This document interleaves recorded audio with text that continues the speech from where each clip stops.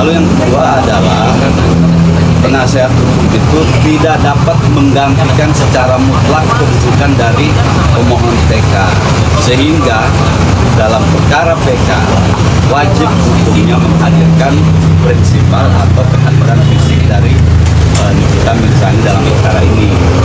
Nah, kemudian yang kedua, kami menyampaikan kepada hakim, ini merespon persidangan sebelumnya, bahwa setelah persidangan di tanggal 24 minggu yang kemarin itu menuai banyak kontroversi ya di kalangan masyarakat, yang mana masyarakat itu memandang atau menilai bahwa ketidakhadiran kita di persidangan ini itu menimbulkan pertanyaan yang besar, apakah proses persidangan ini bersifat jujur, fair, adil, dan terbuka ya, sehingga kami menyampaikan kepada hakim, Pak Hakim, ini loh pandangan masyarakat, kalau tidak dihadirkan di kita ya, masyarakat menilai bahwa ini ada ketidakadilan atau proses persidangan ini ditutup-tutupin, ada apa ya.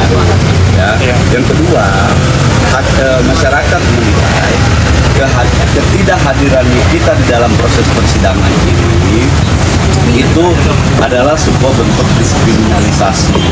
Nah, maka tadi kami lampirkan bukti-bukti dari masyarakat, komentar khususnya yang ada di media sosial ya.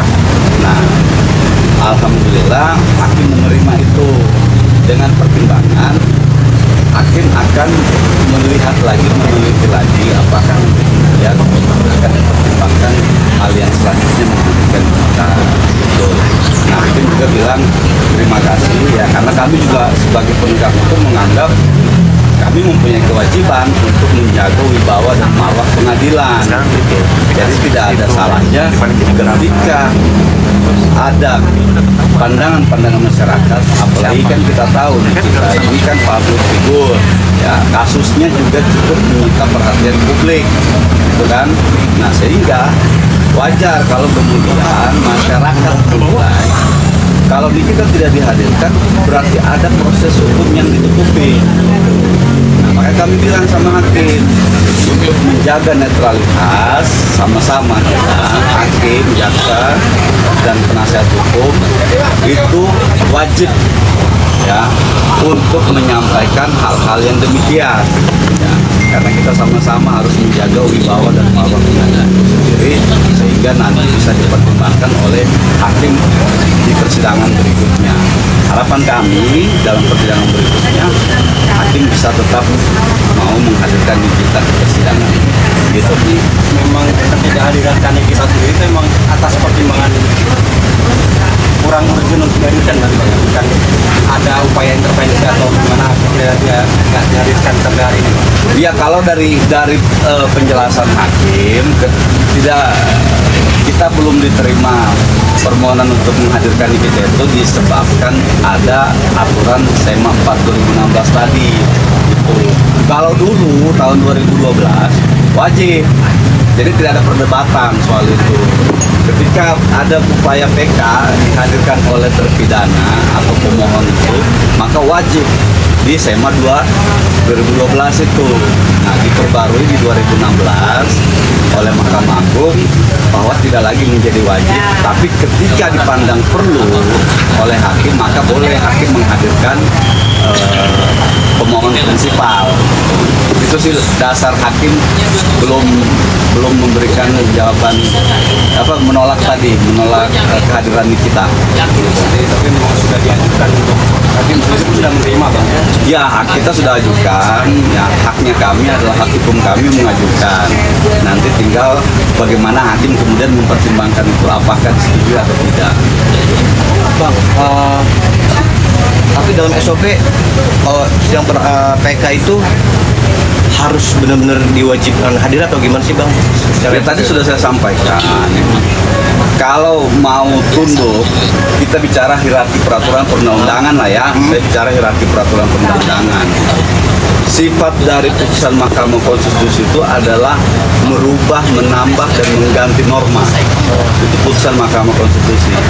Maka kalau Mahkamah Konstitusi sudah merubah, mengganti, menetapkan norma yang tadinya tidak wajib menjadi wajib, maka seharusnya diikuti putusan Mahkamah Konstitusi.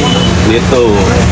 Nah, ketika hakim berlandaskan SEMA 4 2016 tadi itu, maka kita yang orang sebagai orang hukum sebenarnya yang harus taat, ya harus berlandaskan putusan Mahkamah Konstitusi itu.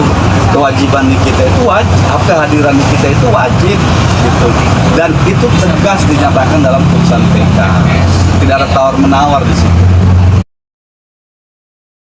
Dengan tadi pertimbangan itu ya, kedudukan penasihat hukum, kuasa hukum itu tidak bisa menggantikan posisi mutlak dari pemohon PK itu atau terpidana. Yang kedua, kehadiran kami penasihat hukum adalah bukan untuk mewakili dia, tapi mendampingi Nikita Mirzani, gitu.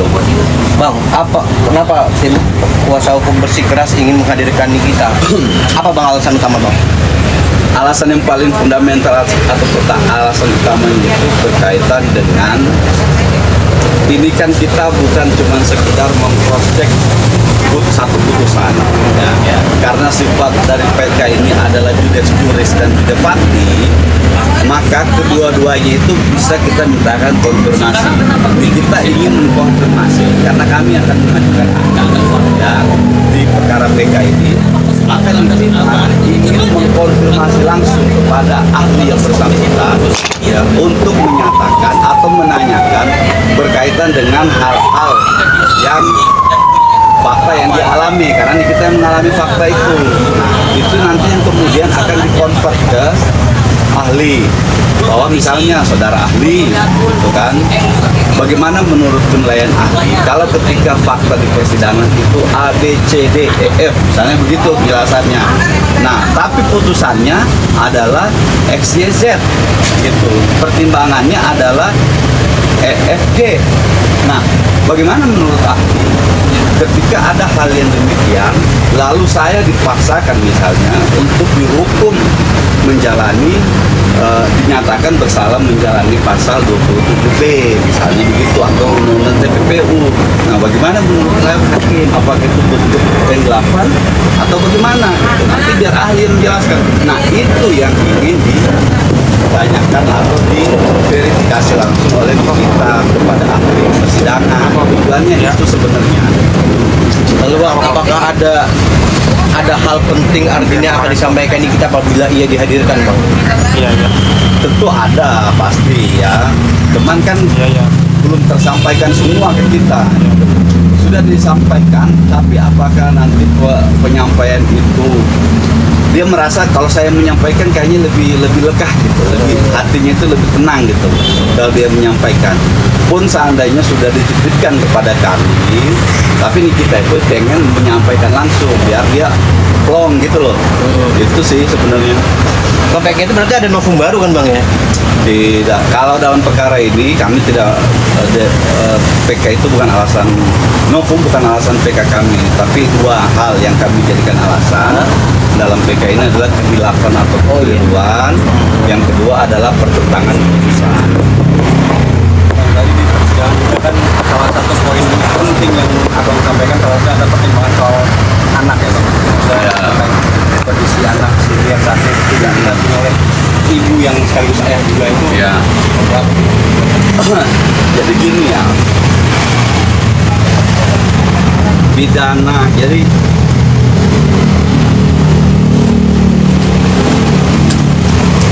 pemidanaan itu sebenarnya sifatnya adalah sifat yang harus proporsional.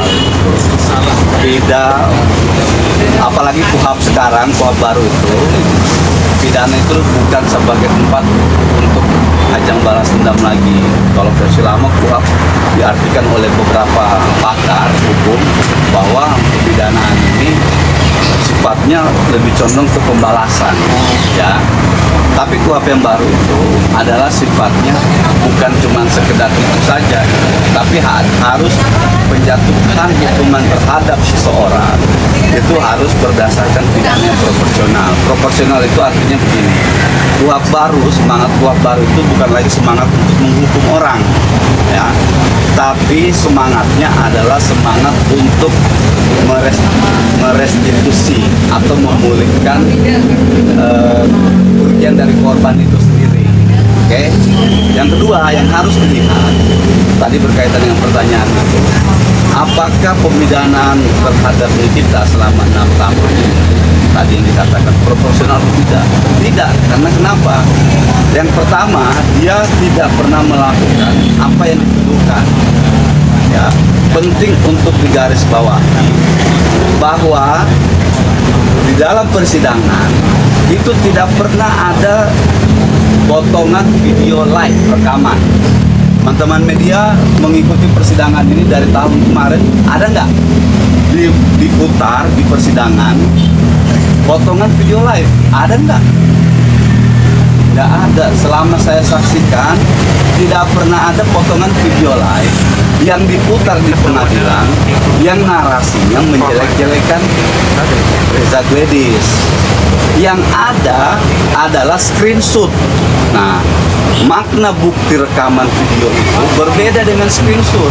Kalau rekaman kan audio visualnya kan ada, gambarnya kelihatan, suaranya jelas, siapa yang ada di dalam video itu pasti terlihat. Nah, ini tidak pernah dihadirkan, diputar dalam persidangan, sehingga kami memandang kok tiba-tiba di dalam putusan judek fakti dan judek tulis dicantumkan ada potongan video rekaman live di akun TikTok Nikita Mirzani gitu. Dari mana fakta ini?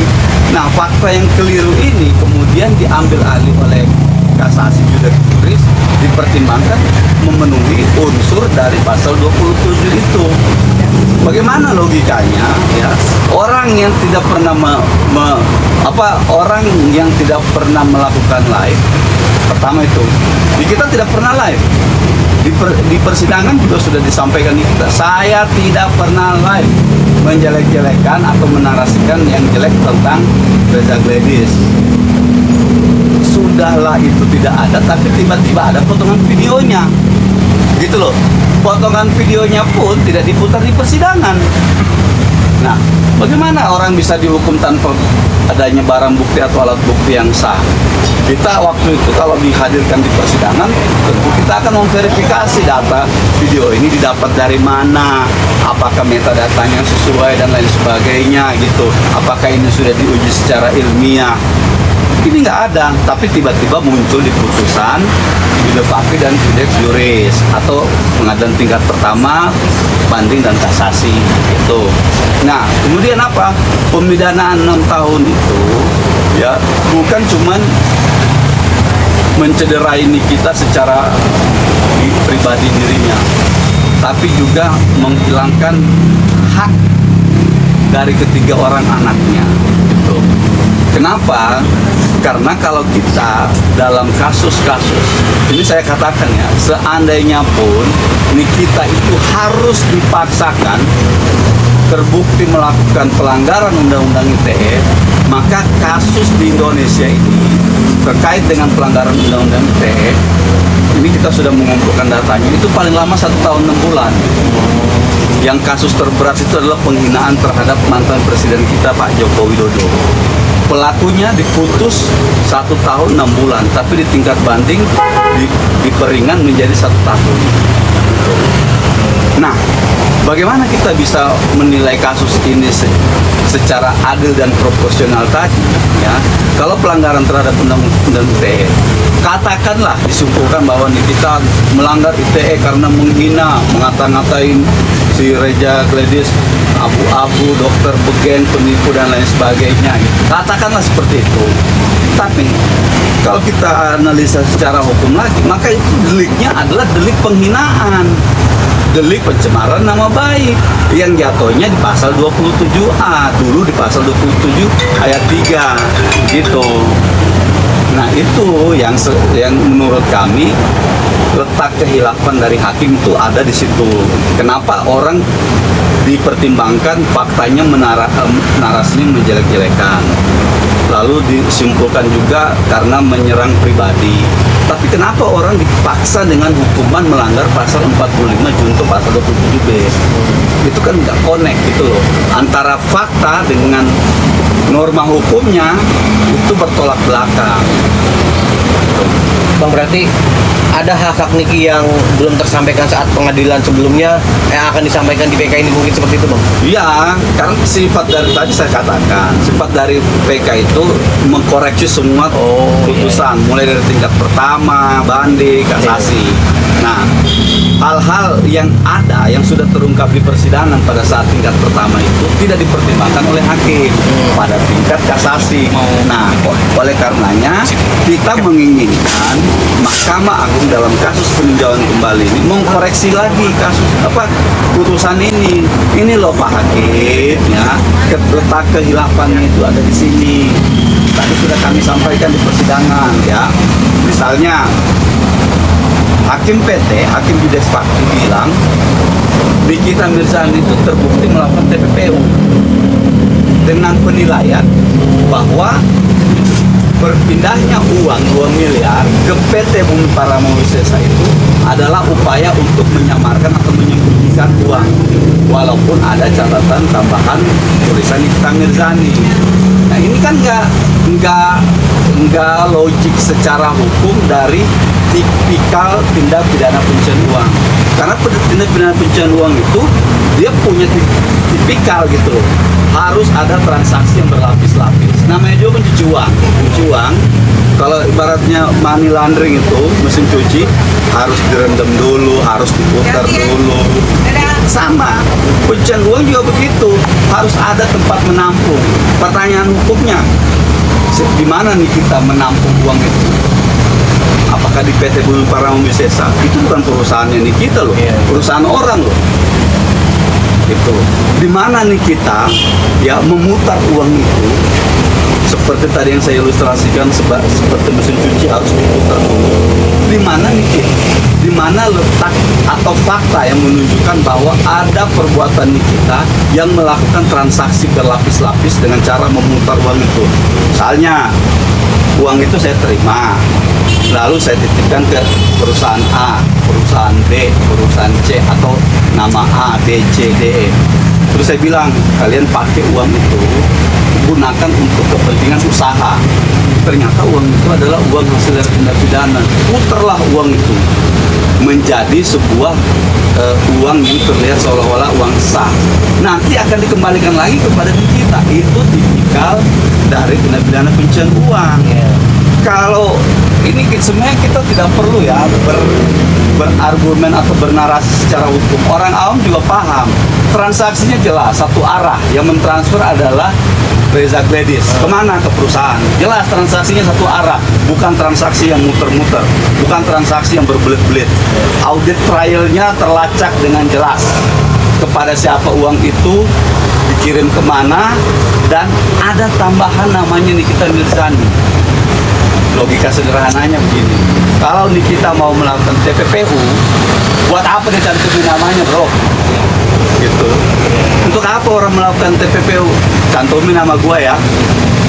Itu sama aja bunuh diri namanya, ya kan? Nah itu dan saya katakan tadi di pengadilan, inilah tipikal dari tindak pidana pencucian uang. Maka kalau kita hubungkan dengan pertimbangan hukum yang transfernya dari Reza Gladys, oke, ditransfer ke perusahaan PT Bumi Paramo Wisesa, lalu lalu hakim menilai bahwa itu adalah upaya untuk menyamarkan atau menyembunyikan uang. Bagaimana orang transaksinya jelas kok begitu? Intinya Termasuk rekaman-rekaman yang ingin banget disampaikan di kita belum tersampaikan, mungkin akan disampaikan juga itu. Seperti itu, Bang. ya rekaman itu kan kita pengen memutar lagi. Sebenarnya gini, waktu di persidangan awal kita kan menghadirkan ada dokumen rekaman percakapan. Ya. Nah, dokumen rekaman percakapan itu kan karena sudah beredar luas di media sosial pada saat itu, sehingga kemudian dikatakan, oh ini adalah rekaman antara Reza dan Mahir. Jelas di situ percakapannya, kan disampaikan bahwa Mahil, dia bilang itu yang tadi aku bicarain gimana, kan?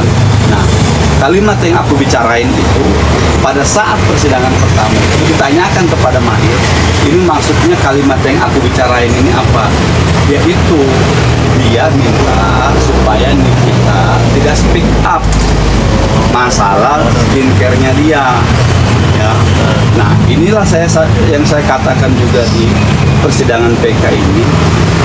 Ini kalau kita berbicara hukum material, ya, hukum material dari pidana itu ada dua hal yang tidak selaras. Yang pertama, dibilang bahwa Nikita itu menjelek-jelekan produk, oke? Menjelek-jelekan produk dari Reza yang bernama Glowing Booster Cell itu. Yang kedua, di persidangan itu tidak masalah produk saya, yang masalah adalah terkait dengan bahwa Nikita itu sering menjelek-jelekan saya, bukan menjelek-jelekan produk. Artinya apa? Artinya yang harus kita pakai adalah fakta persidangan, menjelekkan fisik. Kenapa nih kita dihukum menjelekkan produk gitu loh? Ya abu-abu gitu loh ya. Iya, jadi fakta persidangan bilang bahwa ini adalah menjelekkan fisik, ya, dengan cara tadi itu ya, mengata-ngatain dokter abal-abal, ya kan, dokter beruntusan abu-abu, ya kan? Teman-teman media kan masih ingat juga pasti itu. Nah, tapi dia dihukum, Nikita dihukum melanggar pasal 27B, ancaman membuka rahasia. Sementara di persidangan tidak ada rahasia. Apa sih rahasia dari produknya itu? Produknya apa rahasianya? Rahasianya karena dia takut kalau produknya itu masih diperjualbelikan padahal tidak punya izin edar. Itu yang dia takutin. Maka lalu dia mencari di kita, jangan speak up. Itu kan fakta di persidangan. Tapi kenapa fakta itu tidak diuraikan dalam pertimbangan tingkat pertama, banding, dan kasasi? Berarti dari dugaan laporan pencemaran nama baik menjadi TPPU itu hal yang aneh Bang ya? Ya aneh. Ya namanya dari awalnya dia itu didakwa dengan dakwaan. Jadi saya uraikan penghinaan ya Bang ya? Biar jelas dulu ya. Dia pertama didakwa dengan dakwaan pasal 27B, ya. Pasal 27B itu berkaitan kalau di KUHP yang lama itu adalah pasal 369 KUHP yang lama. Nah, apa delik intinya? Delik inti dari pasal itu adalah mencari keuntungan, dalam tanda kutip pemerasan. Mencari keuntungan itu dengan cara melawan hukum. Nah, tapi yang harus kita buktikan terlebih dahulu, apa isi ancamannya, gitu loh. Nama pasal 27 itu ancaman ini belum tersampaikan atau belum terpublikasi ke orang, gitu. Nah, misalnya kita pakai SKB 3 Menteri soal ITE itu, yang menjadi objek dari ancaman itu tidak boleh produk, gitu loh. Tidak boleh sebuah produk atau tidak boleh sebuah barang, gitu. Itu dulu. Nah, dia dituduh membuka rahasia terhadap produk namanya Glowing Booster Cell. Lalu di persidangan apa?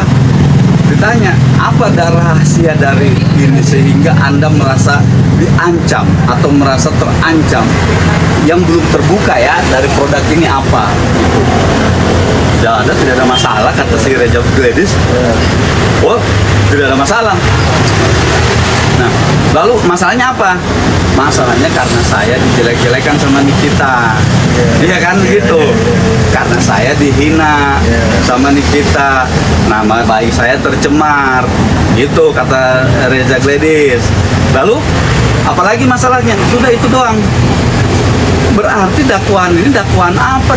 Dakwaan nggak jelas dong. Di kita ini bukan dituduh melanggar pasal 27A, tapi dia dituduh melanggar pasal 27B. Gitu. Nah, itulah yang diabaikan oleh hakim tingkat pertama, banding dan kasasi. Maka kita minta kepada Mahkamah Agung dalam perkara memori peninjauan kembali ini untuk lebih teliti, lebih komprehensif menilai secara adil, jujur dan transparan terhadap permohonan ini. Oke bang, terakhir bang, berarti di sisa persidangan PK yang ada ini kemungkinan besar apakah ini kita bisa hadir, tetap mengupayakan atau gimana bang? Kalau itu jangan tanya ke kita lah ya, karena yang Sebagai kuasa hukum bang, berharap tapi banget bang. kalau kami berharapnya majelis hakim itu bisa menghadirkan kita satu kali aja Kali aja. persidangan, sekali aja di pemeriksaan ahli minggu depan. Udah selebihnya nggak dihadirkan nggak apa-apa, karena di kita menginginkan untuk memverifikasi langsung dengan ahli. Satu kali hadir cukup buat Satu kali hadir aja, minimal satu kali hadir. Kalau nggak mau dihadirkan di persidangan seterusnya nggak apa-apa, tapi minimal pada saat pemeriksaan ahli kami berharap ya hakim bisa menghadirkan di kita ke persidangan di minggu depan. Itu juga bisa jadi momen buat kita bertemu dengan anak-anak. Ya mungkin itu juga salah satu momen bisa bertemu ya, karena kalau misalnya dia kesini kan anak-anaknya bisa dibawa, ya, bisa jadi. Satu lagi sedikit, apakah bisa disimpulkan bahwa seluruh proses peradilan hari ini itu bisa disebut sebagai upaya pembungkaman terhadap pendidikan kita yang memang di luar sebelum-sebelumnya memang cukup vokal gitu terhadap beberapa isu kita.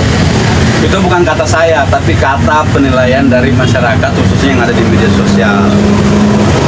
Masyarakat itu menilai kenapa sih nggak dihadirkan Nikita ke dalam persidangan. Nah, kalau begini caranya kita tidak percaya lagi, kata masyarakat ya, bukan kata saya. Masyarakat bilang kalau tidak dihadirkan ini berarti kita bisa menyimpulkan tidak percaya dengan proses peradilan ini karena tidak transparan gitu. Tapi kalau dari sisi kami ya semua ada kewenangan ada di majelis hakim. Kami hanya bisa mengupayakan apa yang menjadi hak kami untuk meminta kepada hakim menghadirkan kita. Soal dapat dihadirkan atau tidak itu sepenuhnya menjadi kewenangan majelis hakim. Oke, terima kasih abang-abang tim pengacara ini kita di sini. Assalamualaikum. Waalaikumsalam. Kita pilih wawancara dengan tim PH Niki ya. Semoga bisa hadir di depan. Jadi terima kasih sampai jumpa.